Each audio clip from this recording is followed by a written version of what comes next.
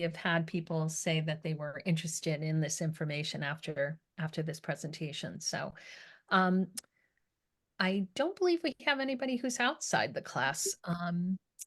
It looks like everybody who's in the class is here. So let me welcome and say thank you very much for joining us.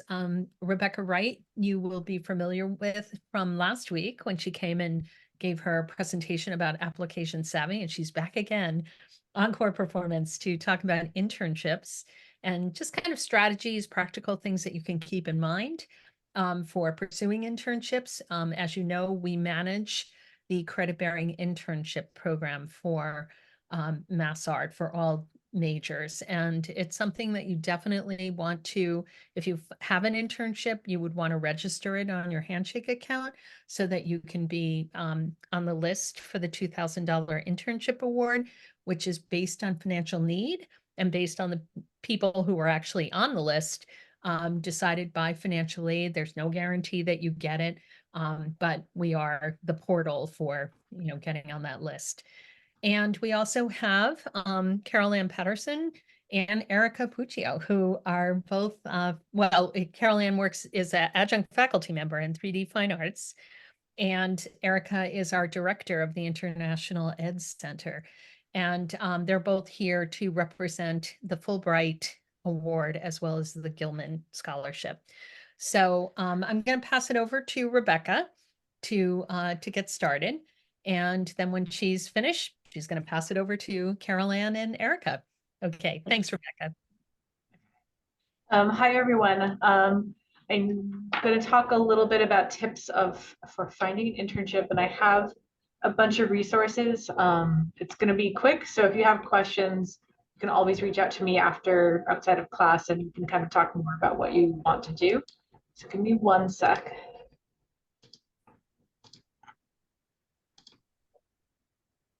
So these tips are for finding internships, but also if you're a senior and you're going to be looking for jobs, many of these things will still apply for a job search as well. So, the internship search and the job search are very, very similar. So it's going to be relevant to both. So I'm going to talk about how to find internships, both in Handshake, doing a little bit of employer research, other job boards and resources, and then also ways to structure and organize your search and keeping track of all the information and things that you're doing when you're applying for things. So first, is starting your internship search. I recommend that you use Handshake as a starting point for your internship search. This is going to be where most when employers come to Handshake and want to hire MassArt students or even alumni, they're going to post in Handshake. There's internship listings that are related to MassArt majors. There's also full-time and part-time jobs. So this is something that even after you graduate, you have access to as well.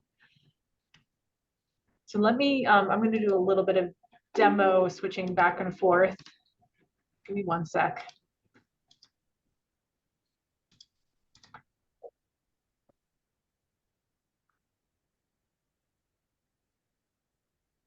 Okay, so if you're in Handshake, the first point of looking for an opportunity is going to the job section, and you're going to do a keyword search. So I'm going to start with animation.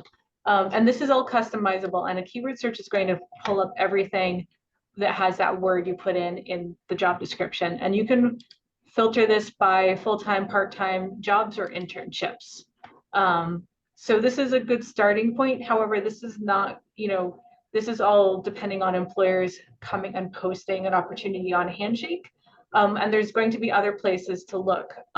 One other way I recommend searching for opportunities is searching by employer. So if you go to employers, say you have an employer you're really curious about. I'm going to put in Fable Vision, which is an animation employer. If you pull up the company name, you're going to see right away kind of an overview. It's going to be tagged by things. There's going to be contact information, and you're going to see other students. Sometimes there'll be MassArt students who've interned or worked there. And you'll see if jobs are posted right now at Fable Vision. If they're not, that's okay, but you can do star the company, and then that means you're going to get an email alert whenever a job or internship is posted at Fable Vision. So this is a tool in the Handshake you can use to kind of track employers. I'm going to pull up one other one. Is a little bit bigger. So another animation employer. So right now, this is Activision Blizzard, and you'll scroll over and you'll see there are 10 jobs currently posted. So this is kind of what it'll look like for an employer that has current postings. Again, you can follow them, and you can scroll down, you see other people who've interned or worked there, and as well as contact information. See, these are staff members you can reach out. So this is some ways you can kind of research some companies, research internships and jobs by company on Handshake.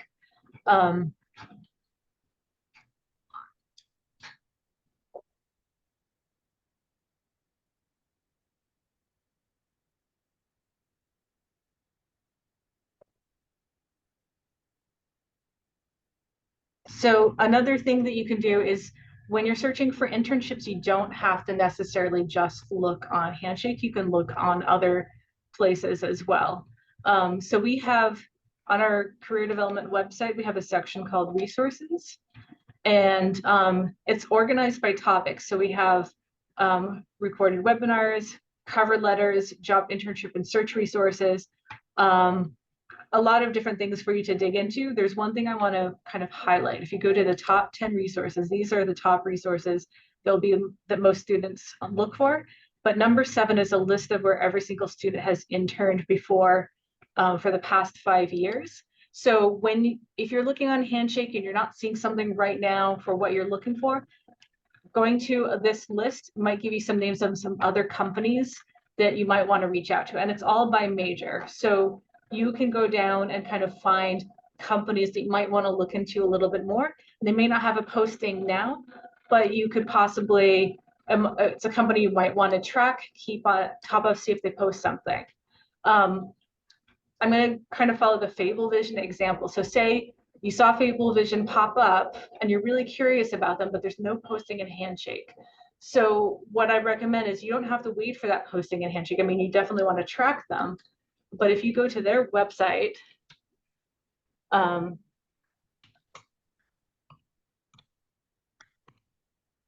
you find them, sometimes it'll come up right away. Sometimes if you just go to a company's website, you want to look for things on their website that says careers, jobs, team, sometimes contact us. It might take a little bit of digging, but I'm going to go to contact, and I noticed right here there's a link to their job and internships page. Sometimes the internships or the jobs is not on the top level page, but it's usually somewhere.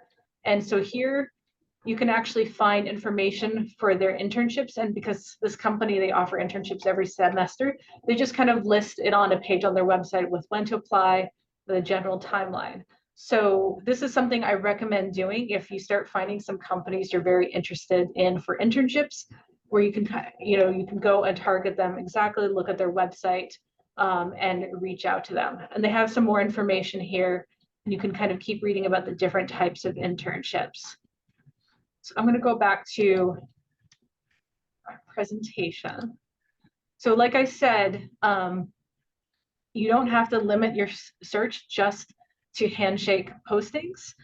You can look in other job boards, other sites. Some that I recommend is Indeed.com, hireculture.org. There's also professional associations for majors, and sometimes those places have job boards as well. So these are some ways to kind of find some things that are, if you kind of want to look beyond what's on Handshake. So like I said, go directly to the companies and look for any career pages, internship listings, look directly on their site. They might have information there. So I just showed you the resources page. So you can dig into that resources page a little bit more. Let's see. I'm gonna just switch back. One thing you can also do, we have a section for job and internship search resources. We have a list of professional associations by major. Some of them will have job boards. So if you want to dig into like, places for animation, there's going to be a lot more resources if you kind of look on those professional associations. There's also a list of additional job boards and resources. So we have a lot of information on the website beyond just what's in Handshake.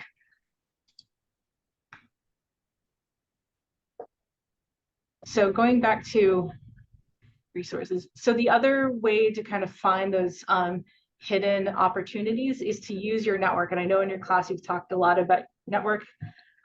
This is also another way where you can kind of ask people if they know of companies, if they know of professionals who might be looking for interns, or kind of using that network to kind of get referrals to opportunities that may not be represented in a Handshake. So as you start thinking about what you want to do, this is going to be another resource for you as you start your search.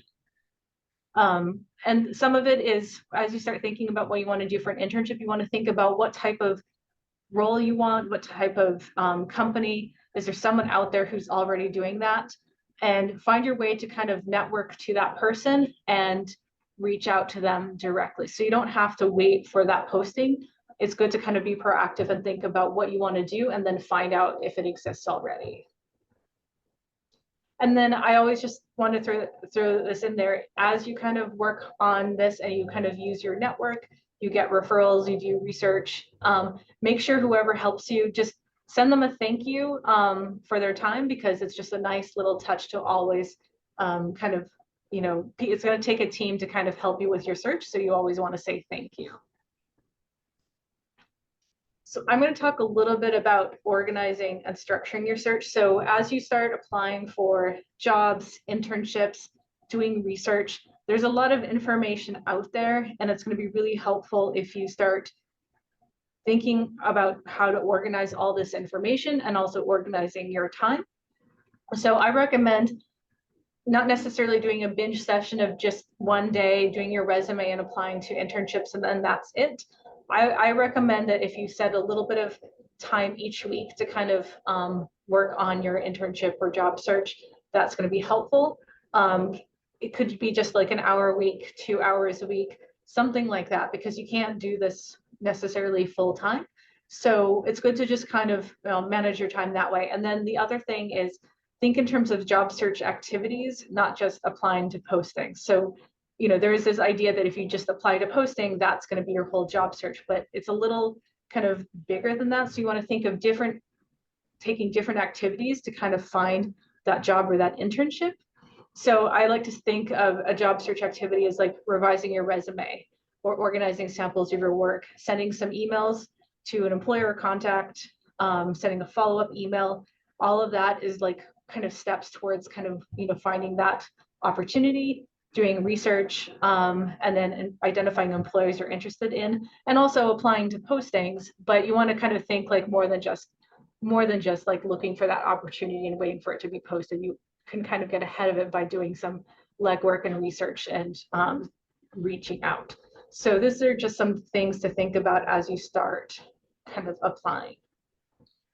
The most important thing you can do as you start doing different things is keeping a log of where you applied to, who you emailed, making a note if you heard back or if you did not.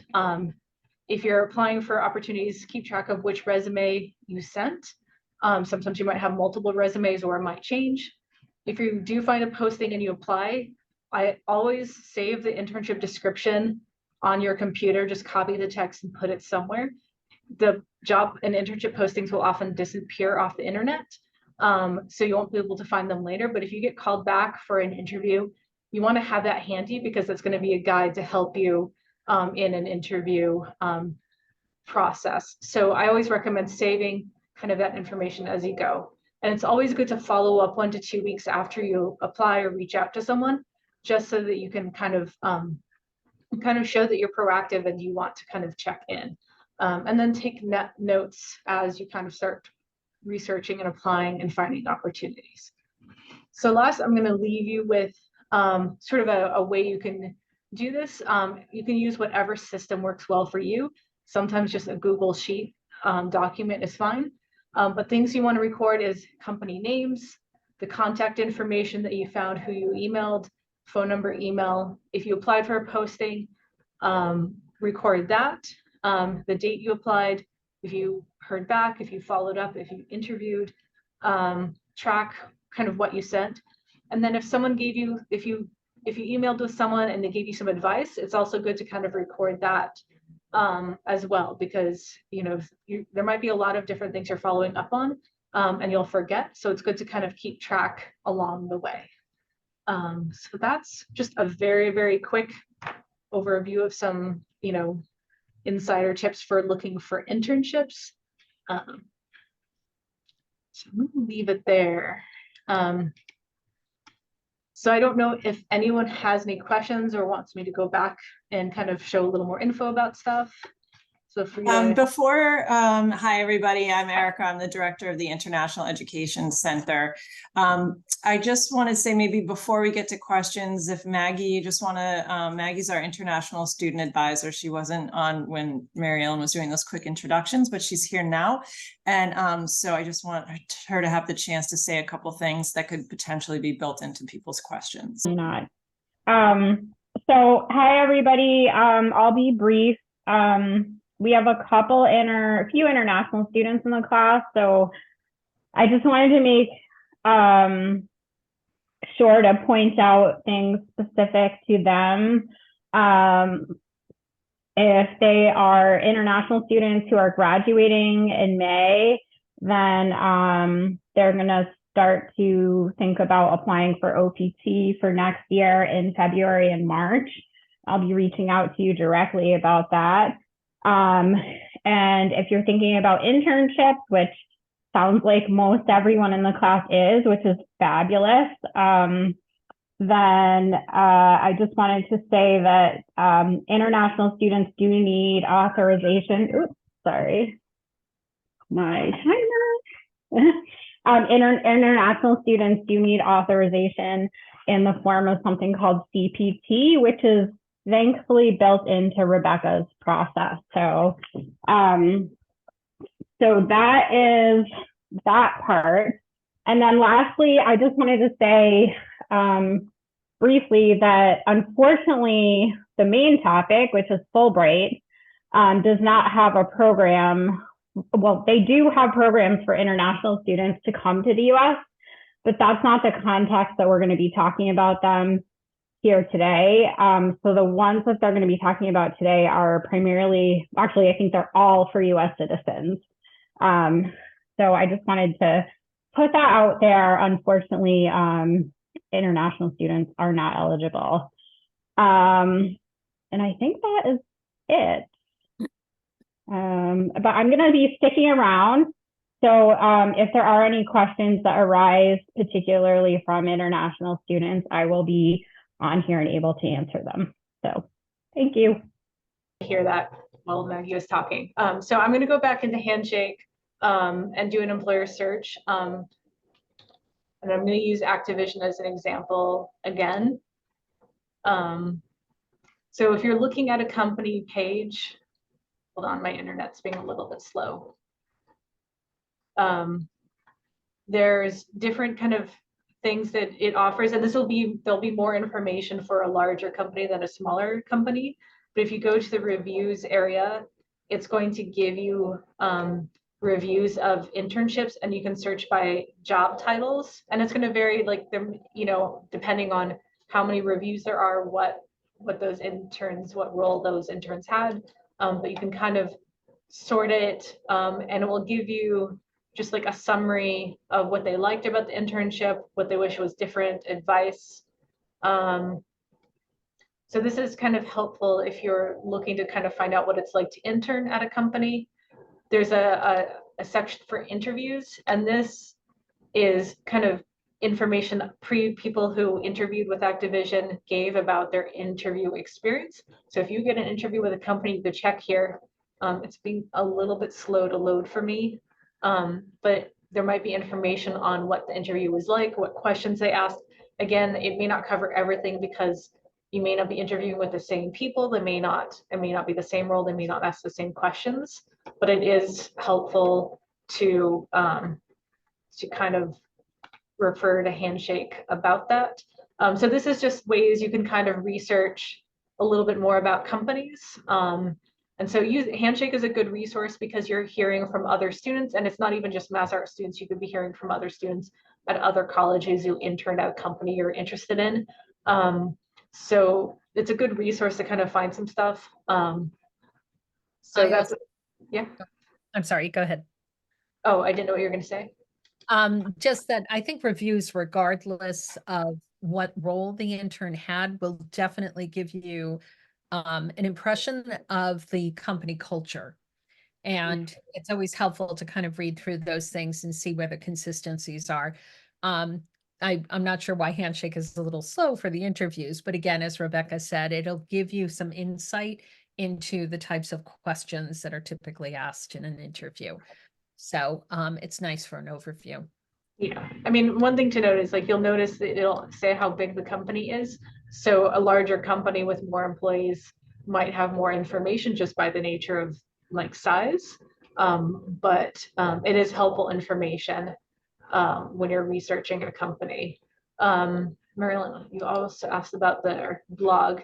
So, Yeah. I mean, like I said, going to a company's website is also helpful. So looking for the internship postings is good, but also things like a blog will give you information about the types of projects they're working on, when they're working on it, so you can kind of get some insight. So sometimes like things like this is a great way to kind of understand what a company does, how they work with their clients, what projects they do, images. So, you know, in this case, there's a lot of information you can kind of dig into to kind of find out what sorts of things they do.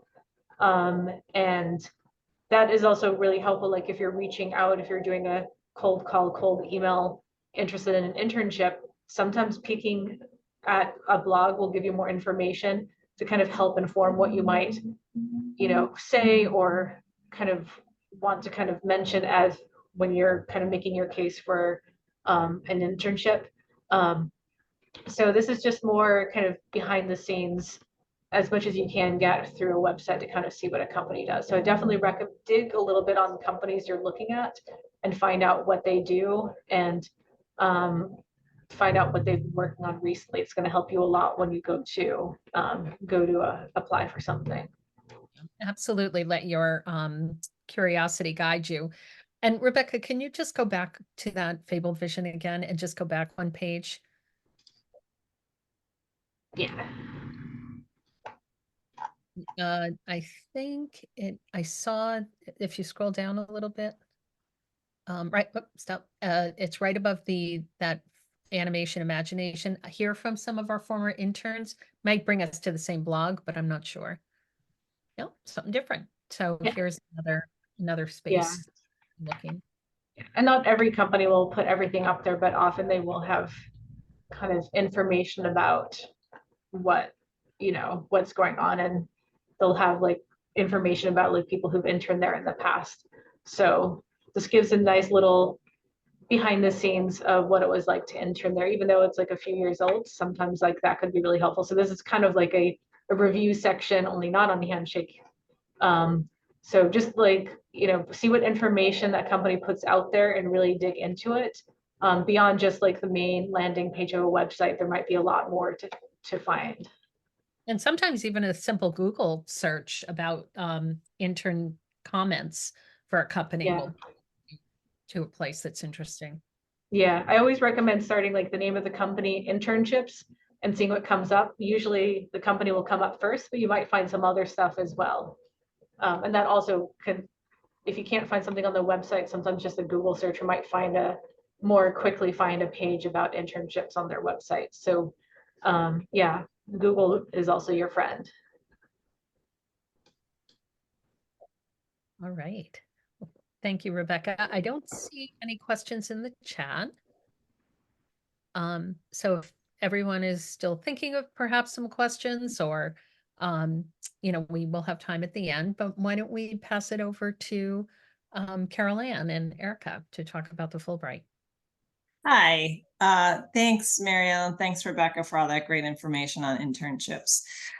So as I had mentioned, and Mary Ellen mentioned, I'm the director of the International Education Center. Our office works with both incoming degree students and outgoing study abroad students, and incoming and outgoing exchange students. I think that everyone in this class is a junior or a senior, and you still could work with us. So for instance, those of you who are juniors, your senior year, you could be interested in one of our faculty-led travel courses. We have had seniors go their senior spring, and then after they walk at commencement, hop on a plane as part of their senior spring travel course. You still have the opportunity to think about doing a summer program. Very rarely we have students do a fall semester abroad of their senior year, but it does happen. So those are just a couple of the ways that you could still work with us.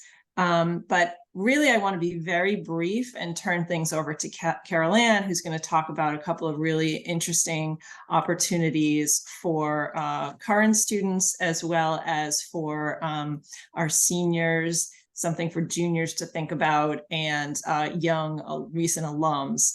So I'm going to turn it over to Carol Ann. I will just say we are on the 8th floor of the Tower building. We're in a suite with CACP, so feel free to come see us, or you can always email us at international@massart.edu, and I can put that in the chat while Carol Ann is speaking. So Carol Ann, take it away. Thank you so much for being here. Sure, thank you, and thanks everybody for organizing this. Such a great opportunity for us all to learn about these programs that are amazing. So I'm going to share my screen. So the history of the program is it's an international exchange program that was started in 1945 by Arkansas Senator Fulbright and signed into law by President Truman in 1946. So it's been around for a long time. And it's the flagship international education exchange program sponsored by the U.S. government for the advancement of our mission of fostering mutual understanding between nations, advancing knowledge across communities, and improving the lives around the world is the heart of Fulbright. Fulbright is an opportunity to build lasting relationships, expand one's network, and advance one's career. The Fulbright program not only offers grants to U.S. students and scholars to go abroad, but also offers grants to foreign students to come here. In the beginning, it was 88 grantees the first year, and now it's 8,000 annually. And from my own experience, I spent a year in Prague, and I've gone back many times, probably 6 times, for either exhibitions, or I've taken student groups for study abroad exchange programs 3 times. And I've had people come here and stay with me. I've met them in other countries and other states in the US. So it's been an amazing experience for me, for my community, my art network. And it's just amazing that it's fully funded and you can pick where you want to go. So let's see which slide. The next slide is another video, but I don't know if you can play it.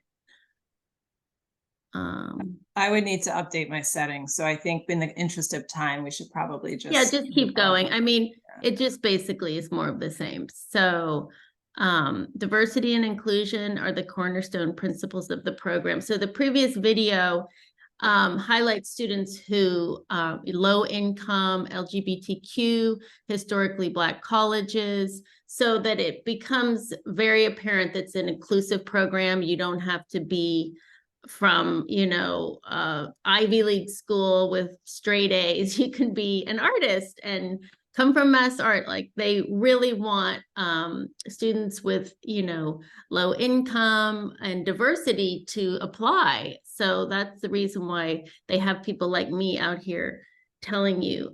So they're actively recruiting a diverse pool of applicants for the Fulbright program. And we want everyone at MassArt to consider applying. And they want talent, they want artists. They have every possible discipline that you can imagine, from, neurophysics, science, to dance, music, and all of the arts. And they definitely want diversity in the program. So let's see. So the eligibility, you have to be a U.S. citizen. have a bachelor's degree or working on finishing your bachelor's degree, or be a graduate student, but you can't have a doctorate. There are country-specific requirements, and I can just tell you that most of those are language-based. So if you apply somewhere that they speak only English, that's going to be the most competitive.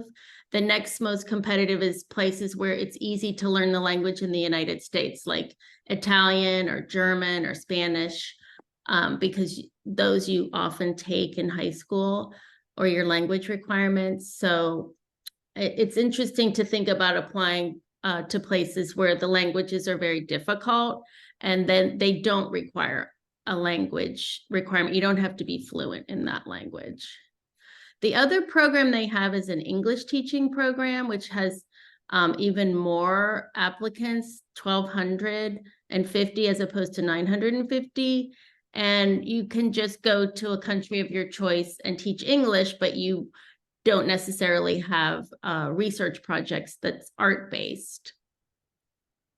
So this is what they offer. They pay for everything: round-trip airfare, a monthly stipend, health benefits, and then a few other things if you need it: research allowance, tuition, language lessons. Like I was saying, when I went to the Czech Republic, they provided us language lessons because nobody in the United States really teaches Czech regularly. So twice a week I went and had language lessons. So within the first few months, I could, order food and, speak to people colloquially, not fluently, but, ask directions. And then I got better and better as the year went on. And then there's a big network after you come home of people who you can keep in touch with, and for career and jobs and all of that.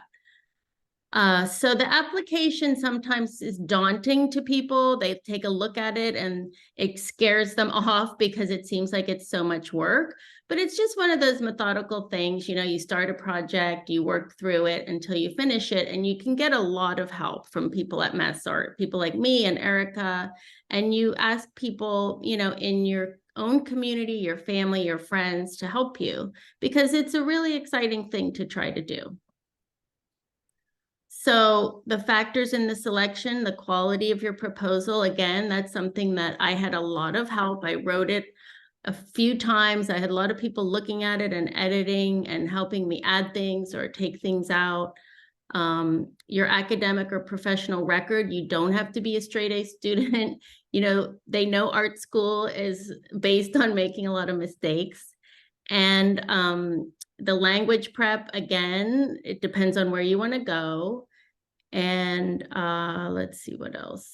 Yeah, they just have basic requirements that you just have to stick with it to make sure that you fulfill all of their requirements. And then this is the MassArt application timeline. So that's something that Erica has in her office, so that when the time comes, you will have a lot of support through Erica's office. This is the information of where you can find the State Department guidelines. So you can take a picture of this, or we can send this out also at some point, right, Erica? Yeah, we can send it out. And so in terms of art, all of the little videos didn't specifically focus on the artists. So I just went and did a little more research about what is necessary beyond just the basic essays and transcripts and all of that.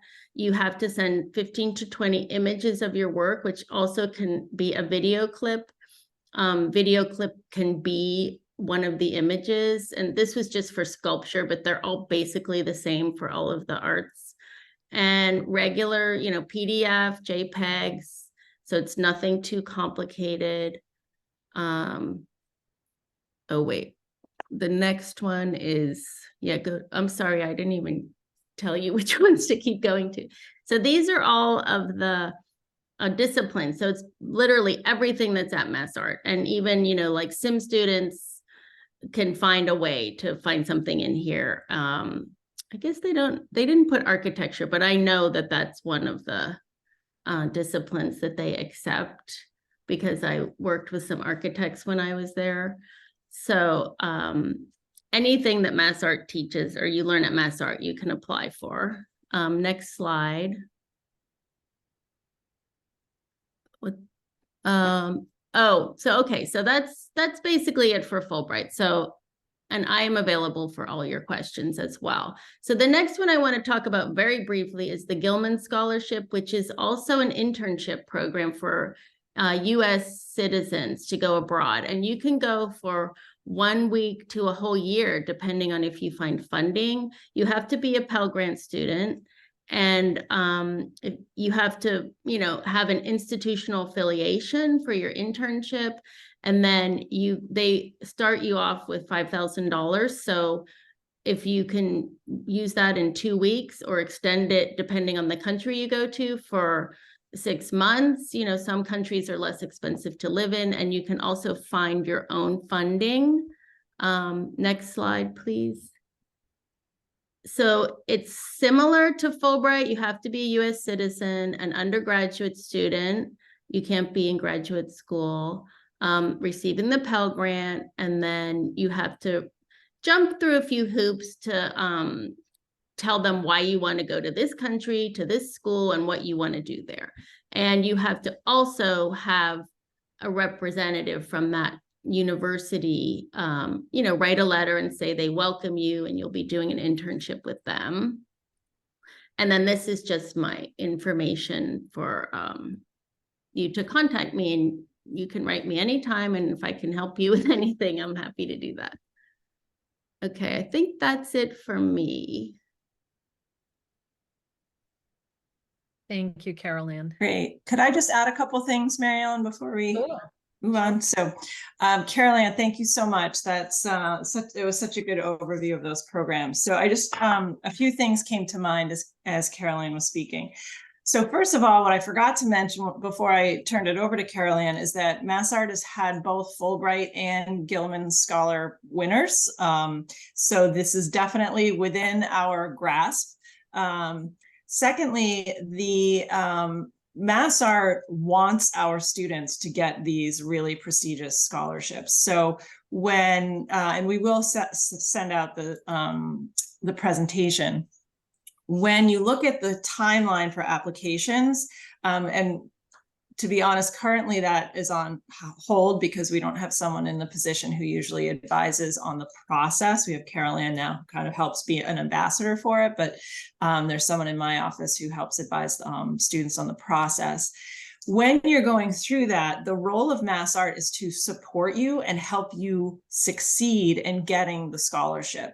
So that's our role, is we look at your application essays and we critique them and try and just make them better because we want you to get that. So that's our role in that process, is to keep you on track and help you get the Fulbright.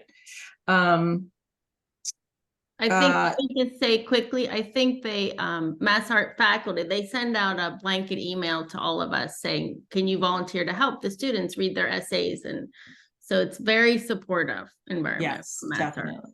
Yeah. And then in terms of eligibility, so we're speaking to you now. It might not be something that's on your radar now, but definitely think about it. You can apply through MassArt up to 5 years after you graduate. So if you come back in 2 years and say you want to apply, then we can support you then.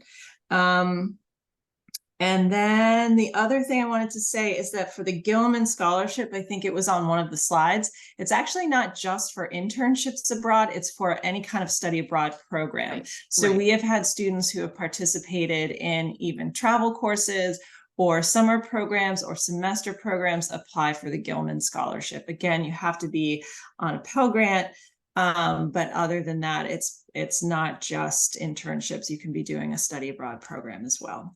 So those are the other things that I wanted to add. Thank you for having us. If you have any questions, we are happy to answer them. Thanks so much, Erica. I don't see any questions in the chat. So my only main advice, and I think Erica and we talked about this, is to just have the students start thinking about it. You know, they can think for a whole year and research where would I like to go and why would I like to go there? You know, even if you just have some little idea in your head, you know, maybe an ancestor is from some country and you really want to go and, you know, see what your ancestors, where they lived, and try to find an art project that coincides with your interests so that you can maybe visit that country. And just to provide some context for timing, can you just kind of go over the time frame again? Like where are we now in the application process? Because there's a lot of moving parts to this. Yeah, so the deadline actually was in October, the Fulbright deadline. The MassArt process has a first deadline. We typically would be doing info sessions maybe in the fall, definitely in the early spring, and then the intent to apply form is due in July, and then we kind of walk you through up till that October deadline with different deadlines in between. So a graduating senior would want to keep that intent to apply for the Fulbright in mind, and it would be July, and then they'd be interacting with you up until October. Yeah. Okay, great. Very helpful. And up to 5 years. I didn't realize that. Yeah. Yeah, it's great. Okay. So just a reminder that Erica is located on the 8th floor of the Tower Building in the International Ed Center. So thank you so much. Really appreciate your time and expertise. And as I said, I don't see any other questions popping up, but thank you for putting your contact information in the chat. And Carol Ann and Rebecca, if you could put your emails in there as well, that would be really helpful. Thank you.